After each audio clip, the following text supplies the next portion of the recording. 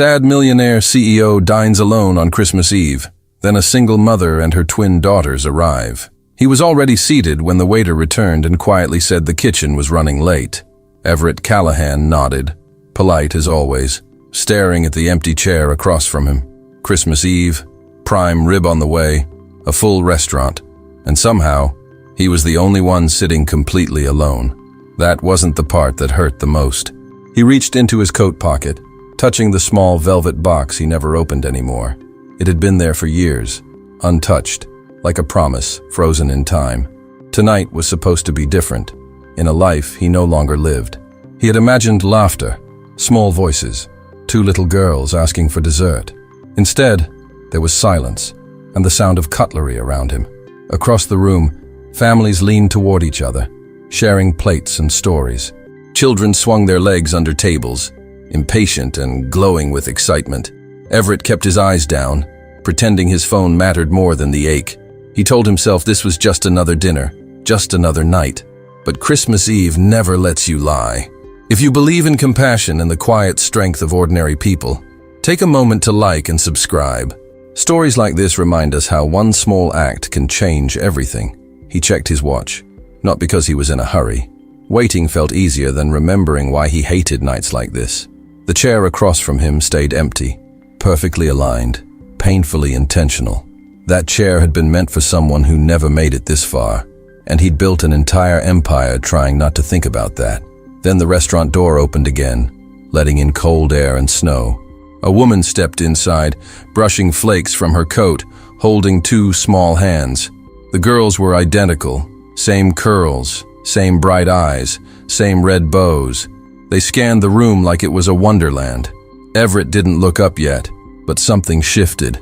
The hostess leaned down to speak to the woman, pointing toward a corner table.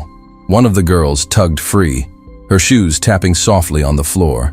She stopped walking and stared at Everett, not curious, not shy, just certain, as if she'd found exactly who she was looking for. Everett felt it before he saw her, that pull you get when a moment is about to change you. He raised his eyes slowly, unprepared for the small face watching him closely. The girl tilted her head, studying him, and then she smiled. She took a step closer, completely unafraid. Her sister whispered something behind her, but she didn't stop. Everett opened his mouth, unsure why his heart had started racing. He had no idea what she was about to say, and no idea that his life was about to split in two. Everett Callahan had built his life around things that didn't ask questions. Numbers made sense. Systems behaved. Companies followed rules if you were precise enough.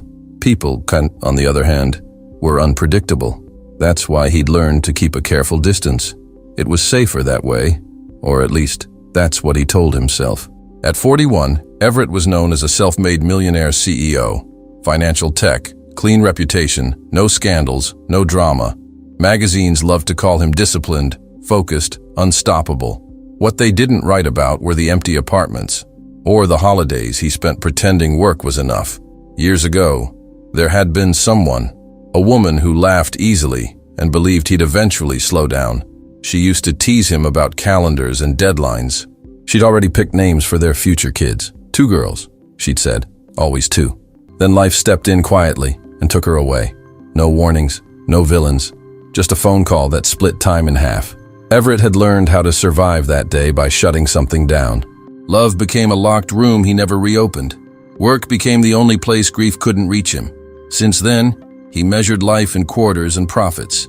He expanded offices, hired teams, signed contracts worth millions of dollars. He bought silence with long hours and control. And when people asked why he never remarried, he smiled politely. Some stories were easier left untold. Christmas Eve was the hardest night of the year. It always reminded him of plans that never made it past imagination. Tonight, he'd chosen the restaurant because it was busy. Crowds made loneliness easier to hide. No one noticed a quiet man when the room was loud. He sat perfectly straight, hands folded, like he belonged anywhere. The waiter recognized him but treated him like everyone else. Everett appreciated that. No special attention, no pity, just another customer waiting for dinner. That was when he noticed the woman more clearly. She wasn't dressed for the place, but she wasn't uncomfortable either. She moved with purpose, gently guiding the 2 identical girls. They were excited, whispering to each other, eyes wide with wonder. Everett felt something tighten in his chest before he understood why. He'd imagined that scene once. Not this woman, not these girls, but the shape of it was painfully familiar. A mother, 2 daughters, a Christmas Eve together, a future he'd never stepped into. He looked away quickly, annoyed at himself. This was just coincidence, just memory playing tricks. He had no place in anyone else's family. That chapter was closed, sealed, finished, or so he believed, right up until the moment one of the girls walked toward him. The girl stopped right beside Everett's table, close enough that he could see the freckles on her nose. She wasn't smiling like a child asking for something. She looked serious, like she'd made an important decision and meant to stand by it. Everett straightened instinctively, unsure why his chest felt tight. He had no idea how to speak to a moment like this. "Sir," she said softly, her voice clear over the hum of the restaurant. "Nobody should be alone on Christmas Eve." Her words landed gently, but they landed deep. Everett blinked, caught off guard by how simple and true they sounded. Around them, the room seemed to hold its breath. Behind her, the woman froze, eyes widening in quiet panic. "I'm so sorry," she rushed in, already stepping forward. "She's just very observant." Her hand reached for the girl's shoulder, ready to pull her back. Everett lifted his palm slightly, signaling it was all right. The second girl peeked out from behind her sister, identical face, different energy. She watched Everett closely, curiosity written all over her expression.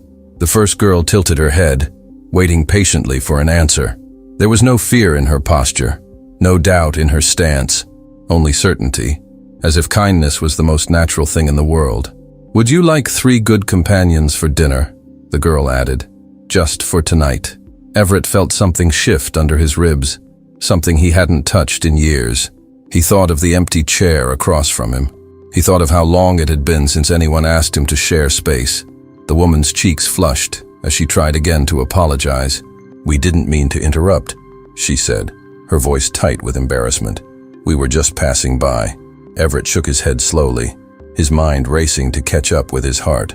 "No," he said gently, surprising even himself. He looked at the girl, then at her sister, then back to the woman. "Yes," Everett said again, clearer this time. "I would like that." The first girl smiled, not wide or loud, but satisfied, like something had gone exactly the way it was meant to. The woman hesitated, caught between pride and something softer. The girls looked up at her, hope glowing in their eyes. Everett gestured toward the empty chair, then the space beside it. "There's more than enough food," he said quietly. And just like that, 3 strangers stepped into a story none of them had planned. Lauren Whitmore hesitated for a second longer than she should have. It wasn't because she didn't trust Everett, but because she didn't trust moments like this. Life had taught her that good things rarely arrived without strings attached. She'd learned to protect her daughters first, even from kindness, especially from kindness that felt too generous to be real. The girls, however, needed no convincing. They slid into the chairs with careful excitement, hands folded, eyes bright. They looked around the table like it was something sacred.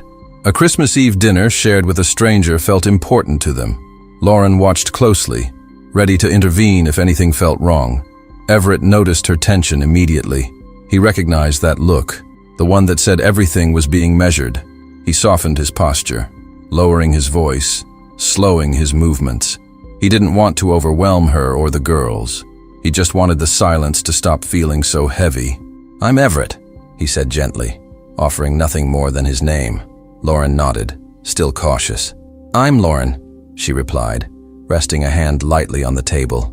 "And these are my daughters." She paused, then smiled faintly. "Ava and Lily." The girls introduced themselves at the same time, then laughed at the collision. Their laughter cut through Everett like warm light. It reminded him of a sound he'd almost forgotten how to recognize. Not polished, not controlled, just alive. He felt something in his chest loosen, just a little. The waiter returned, menus in hand, eyes flicking between the 4 of them. Everett noticed Lauren's shoulders tense again. He spoke quickly, calmly, before discomfort could settle. "They'll join me," he said simply. No explanation, no authority, just an invitation. As the waiter walked away, An awkward quiet settled at the table. Lauren glanced at Everett, searching his face for intention. The girls swung their legs under the table, whispering to each other.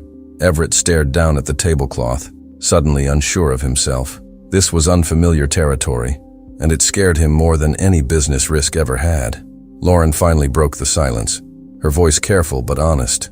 "We didn't plan this," she said softly. "We almost didn't come out tonight at all."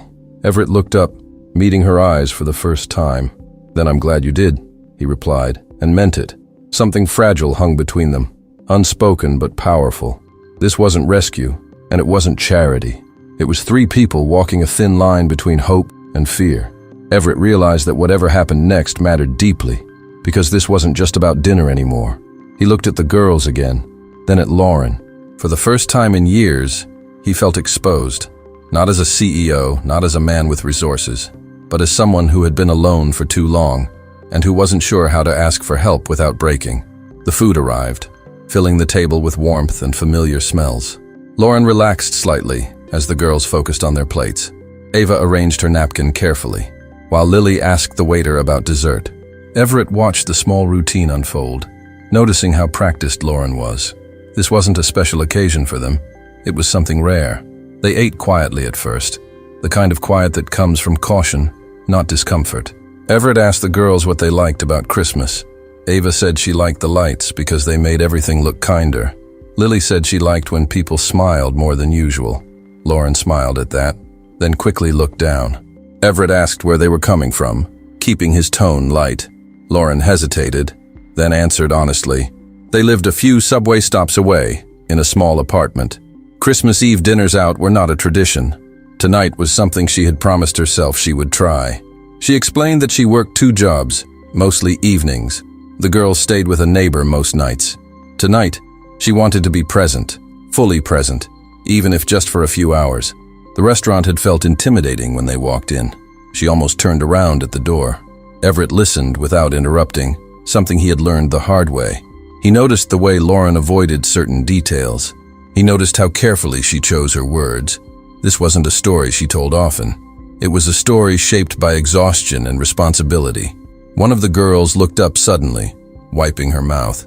"Mom," Ava said, matter of fact. "Tell him why Christmas Eve matters to us." Lauren stiffened, caught off guard by the directness. She took a breath, then nodded slowly. Their father had passed away years ago. Not suddenly, not dramatically, just gone after a long illness. Christmas Eve had been his favorite night of the year. It was the one tradition Lauren refused to let disappear. Everett felt the words land heavier than he expected.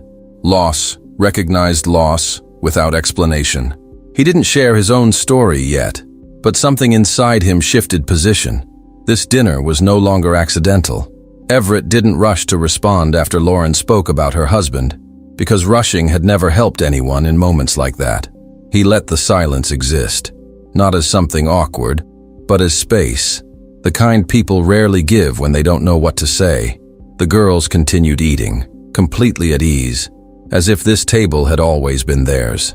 That ease stayed with him, settling somewhere deep, where loneliness usually lived. He realized he wasn't thinking about business or time or schedules for once.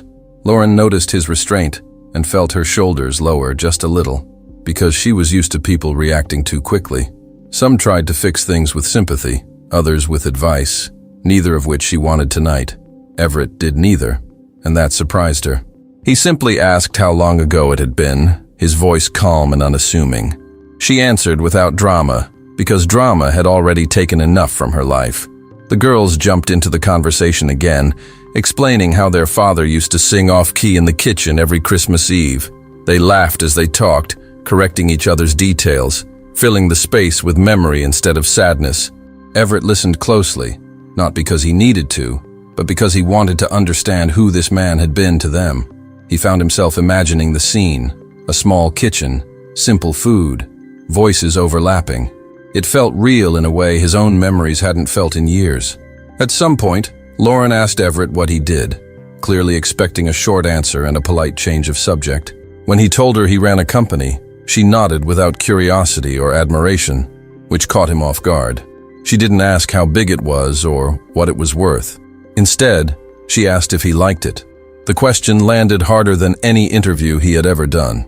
Everett hesitated, because the honest answer wasn't something he said out loud very often. He explained that he liked the structure, the sense of control, the clarity of knowing what needed to be done each day. What he didn't say was that he used work to keep his mind busy enough not to wander back to the past. Lauren seemed to understand anyway, reading between his words without pressing him. That quiet understanding made him feel strangely seen. The girls finished their meals and began drawing on the paper placemats, completely absorbed in their own world. They drew 4 stick figures sitting at a table, one noticeably taller than the others. Ava pushed the drawing toward Everett and asked if it looked right. He nodded, swallowing hard, because something about the image felt heavier than it should have. It wasn't what was drawn, but what was being offered without expectation. Everett excused himself briefly and walked toward the window near the entrance, needing a moment to breathe without being obvious. He looked out at the snow-covered street, people passing by with bags and laughter and places to go. For years, he had told himself that independence meant strength and that solitude meant peace. Standing there, he realized how carefully he had avoided situations exactly like this one, not because they hurt, but because they mattered. When he returned to the table, he made a decision that didn't feel logical, but felt necessary. He asked if Lauren and the girls would stay a little longer, maybe share dessert together. No pressure and no obligation. Lauren hesitated again, calculating bedtime, subway schedules, energy levels. The girls answered for her, their faces lighting up at the idea, and in that moment, Everett chose not to retreat, even though part of him wanted to. Dessert arrived slowly, 3 plates placed in front of the girls and 1 in front of Everett, the kind meant to be shared even when no one says it out loud. Lauren thanked the waiter quietly, already reaching for her wallet out of habit, then stopping when Everett shook his head gently. There was no insistence, no grand gesture, just a calm certainty that made refusal feel unnecessary. She nodded once, accepting without feeling small, and that mattered more than either of them realized. The girls immediately leaned in, negotiating bites and laughing when crumbs fell onto the table. As they ate, Everett asked the girls what they wanted to be when they grew up, expecting the usual answers. Ava said she wanted to build houses so people wouldn't have to move all the time. Lily said she wanted to help sick people feel less scared when they went to the doctor. Everett glanced at Lauren, surprised, and saw a flicker of emotion cross her face before she steadied herself. These weren't dreams taught lightly. They came from lived experience. Lauren explained that stability had become their shared language over the years. After their father passed, the girls had learned to pay attention to details most children didn't notice. They watched for signs of stress, changes in tone, moments when adults needed help but wouldn't ask.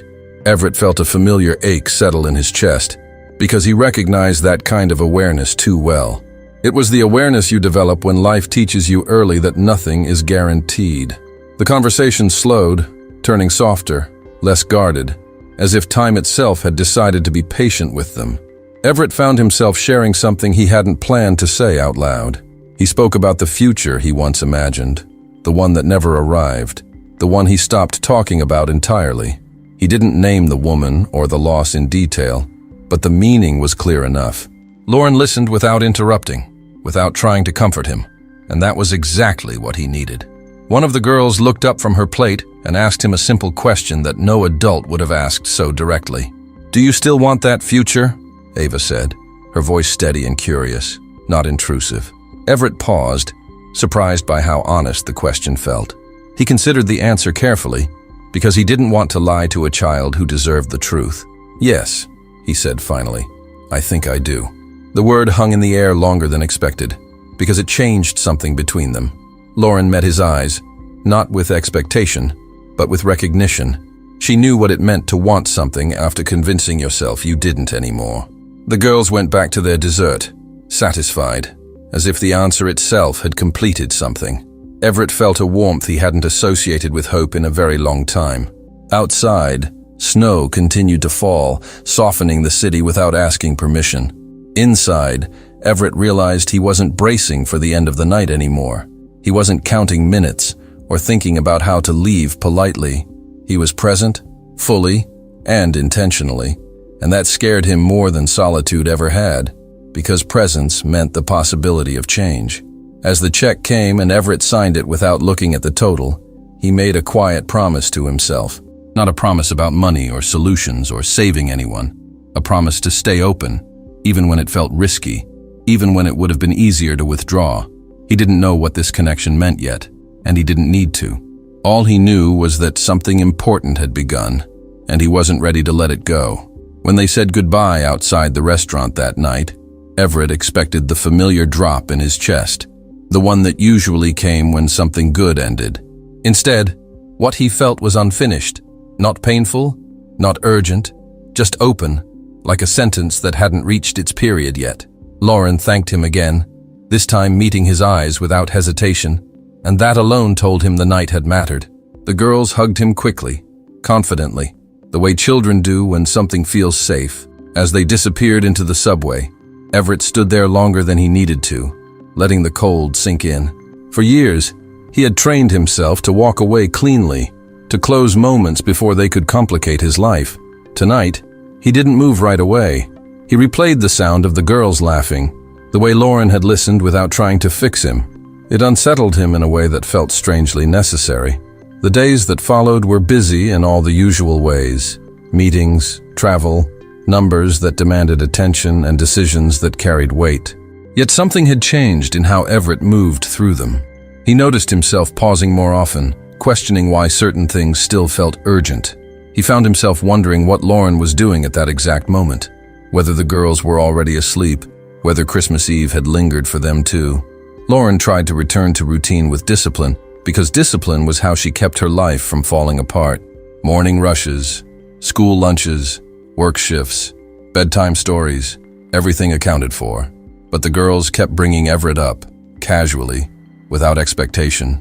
They talked about the restaurant, the dessert, how he listened to them like they were important. Lauren realized they weren't attaching to him as a person with resources, but as a presence that felt steady. One night, after the girls were asleep, Lauren sat alone at the small kitchen table and allowed herself to think. She hadn't done that in a long time without immediately shutting the thoughts down. Letting people in had always come with loss attached, but Everett hadn't pushed, hadn't promised, hadn't tried to insert himself into their lives. That restraint made the connection feel safer, not weaker. Everett wrote the note slowly, deleting and rewriting it more times than he cared to admit. He wanted it to sound honest without being heavy, open without being intrusive. When he finally sent it, he felt exposed in a way success had never made him feel. There was no guarantee of response, no control over how it would be received, and that vulnerability stayed with him long after he pressed send. Lauren read the message late at night, sitting on the edge of her bed so the girls wouldn't hear her phone vibrate. She reread it twice, then once more, checking for subtext that wasn't there. What she found instead was gratitude, clarity, and respect for her boundaries. She responded simply, not because she wanted to keep distance, but because she wanted to build something slowly. That choice felt intentional, not defensive. Their communication settled into an easy rhythm that neither of them named. Short messages, occasional photos, shared observations about ordinary days. No pressure to perform, no demand for reassurance. Everett learned how much intimacy could exist without intensity. Lauren learned that consistency didn't have to mean obligation. Still, doubts surfaced, especially in quiet moments. Everett wondered whether he was stepping into a life he didn't know how to maintain. Lauren wondered what it meant to let her daughters grow attached to someone again. Both of them felt the weight of responsibility differently, but equally. Neither spoke those fears out loud yet, afraid of breaking something fragile. The girls, however, sensed growth where adults sensed risk. They began including Everett in stories about the future without asking permission. Small things, like mentioning him when talking about next Christmas or summer plans. Lauren noticed, corrected gently when needed, but didn't shut it down completely. She trusted her daughter's instincts more than she trusted her own. Late one evening, Everett sat alone in his apartment, the city quiet beneath him. The silence that once felt comforting now felt incomplete. He realized that solitude wasn't peace when it was chosen out of fear. He didn't want to retreat again, even though retreat had always been easier. For the first time, he chose to stay present, knowing it might change everything. The envelope didn't arrive on a dramatic day. It came on an ordinary afternoon, mixed in with bank statements and routine mail, the kind Everett usually sorted without thinking. He almost tossed it aside, assuming it was another document that could wait. What stopped him was the handwriting. Careful, rounded letters, not rushed, not formal, intentional. He knew immediately it wasn't business. That alone made his pulse change. Inside the envelope, there was no long letter, no explanation, no emotional appeal, just a folded piece of paper and a drawing tucked carefully inside, as if it mattered where it landed. The drawing showed 4 figures sitting at a table again, but this time the details were clearer. 2 small girls leaning toward a man, a woman sitting close, not separate. Snow outside the window, light inside. At the bottom, written in uneven but focused letters, were the words, "Thank you for staying when you didn't have to." Everett sat down slowly, the paper still in his hand, because something about that sentence stopped him. Not because it was kind, but because it was accurate. For most of his life, staying had never been his instinct. He stayed at work, he stayed in meetings. But when it came to emotional spaces, he had learned to leave early, before attachment could turn into loss. This note reframed that habit without accusing him. It didn't judge, it just noticed. Lauren's letter was brief and direct, written the way someone writes when they don't want to manipulate emotion. She explained that the girls had talked about that night more than she expected, not as a surprise, but as proof. Proof that people could show up and leave without damage. Proof that kindness didn't always disappear the next day. She said the girls had slept better that week, calmer, lighter, and she wanted Everett to know that his presence had mattered in ways money or effort never could. Everett read the letter twice, then again more slowly, absorbing what it meant beneath the words. He had spent years believing his value came from what he built and controlled. He had mastered outcomes, minimized risk, protected himself from variables. What Lauren described was different. It was impact without strategy, meaning without control. He realized how foreign that had become to him, and how much he had missed it. The drawing brought back a memory he usually kept locked away. Sitting on the floor of his old apartment years ago, listening to his fiancée talk about the future, with an ease he never fully matched. She had talked about children as if they were inevitable, as if love naturally expanded outward. Everett had smiled, nodded, told himself he would get there eventually. Now, holding that drawing, he understood something painful and freeing at the same time. He hadn't been wrong to imagine that life. He had just been afraid to live it. That night, Everett didn't distract himself with late work or television noise. He placed the drawing on his desk and left it there, visible. He let the quiet exist without filling it. For the first time in years, silence didn't feel like absence. It felt like space waiting to be used differently. He understood then that the night at the restaurant wasn't a coincidence or a comforting moment he could archive and move on from. It was an invitation. Across the city, Lauren watched the girls color at the kitchen table, noticing how relaxed they were, how unguarded. She wondered if she had overstepped by sending the letter, then reminded herself why she had done it. She was tired of teaching her daughters to expect disappearance. She wanted them to see that gratitude could be expressed without fear, that adults could receive it without retreating, that honesty didn't always come with consequences. In different apartments, under different ceilings, both Everett and Lauren reached the same understanding that night. The connection between them wasn't based on need or rescue or fantasy. It was based on choice, and choice, once recognized, carries responsibility. The question wasn't whether their lives had changed that night. They already had. The question was whether they were willing to let that change continue. The next Christmas Eve didn't arrive with fireworks or some dramatic announcement. It just showed up the way life usually does, like a quiet test to see if you meant what you said a year ago. Everett Callahan had spent the morning working out of habit, then stopped halfway through a call and realized he was doing it again, hiding inside productivity. He ended the call politely, changed into a simple dark sweater, and stood by his apartment window for a long minute. The city looked the same, but he didn't. He wasn't trying to be impressive tonight. He was trying to be present. He arrived early at the restaurant, not because he wanted control, but because he didn't want them to walk in and not see him. The hostess recognized him again, offered a private table, something quieter. Everett shook his head and asked for the same spot as last year. Not because he thought it was magic, but because it was familiar. Familiar was no longer a trigger. Familiar was becoming a home base. When he sat down, he didn't reach for his phone. He placed it face down and let his hands rest on the table. He looked around and noticed something strange. The room was full, but he didn't feel surrounded. He felt included, even before anyone arrived. Lauren came in a few minutes later, and Everett stood up without thinking, like his body had learned a new reflex.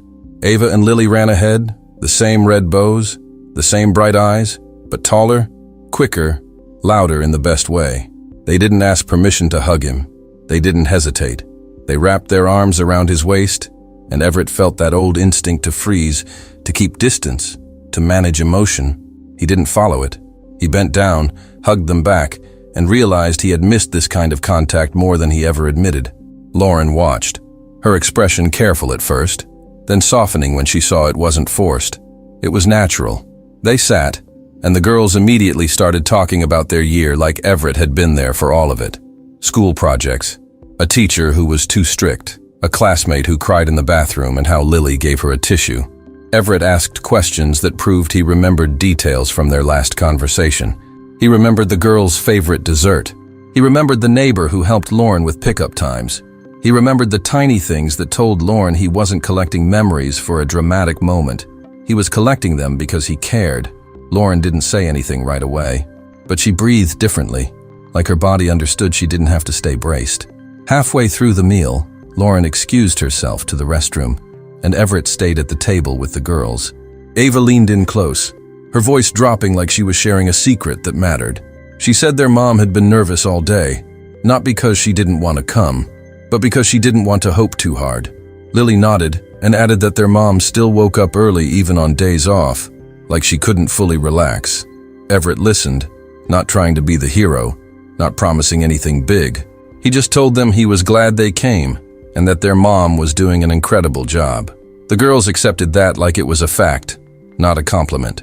When Lauren came back, the girls pulled out a folded paper from Ava's backpack with the seriousness of a ceremony. It was another drawing, more detailed than last year. 4 people in winter coats walking through falling snow, and in the background, the restaurant window glowing. Under it, in careful block letters, Ava had written, "Families can start anytime." Everett stared at it longer than he meant to. His throat tightened, but he didn't look away. He didn't joke it off. He let the moment land. Lauren watched his face and saw something she hadn't seen in a long time. A man who wasn't running from feeling. Lauren spoke quietly then, choosing words like someone who understood the power of them. She said she wasn't interested in rushing anything and she wasn't asking for promises. She said what mattered to her was consistency, safety, and choice. She said her daughters had been through enough change, and she had too. Everett nodded, not offended, not defensive, relieved. He told her he understood. He told her he wasn't here to fill a role. He was here to show up, again and again, because he wanted to. That honesty hit Lauren harder than romance ever could, because it wasn't a fantasy, it was a decision. When the check came, Everett didn't make a show of it. He simply handled it the way he handled so many things now, without needing applause. Outside, as they walked toward the subway, Ava reached for his hand like it was normal. Lily reached for Lauren's, and the 4 of them moved through the sidewalk crowd like a small unit, not pretending to be something they weren't, but also not denying what they were becoming. At the entrance, the girls hugged Everett again and promised to send him another drawing. Lauren looked at him, hesitated, then said, "Thank you for staying." Everett answered with a simple, "I'm not going anywhere tonight." It wasn't a vow, it was presence. Back in his apartment later, Everett placed the drawings side by side on his desk. Last year's and this year's. He realized healing didn't erase the past. It made the past stop controlling the future. He looked around the room and noticed it didn't feel like a display of success anymore. It felt like a space someone could walk into. He picked up his phone, typed a message to Lauren, then paused before sending it. Not because he was afraid, because he wanted to choose the right words. And when he finally hit send, he knew one thing clearly. This wasn't a fairy tale. This was real life. And real life was finally starting to feel worth staying in. Thanks for listening. If this story touched your heart, subscribe and turn on notifications for more stories that remind us that goodness is still alive in the world. Tell us in the comments where you're watching from. See you in the next story.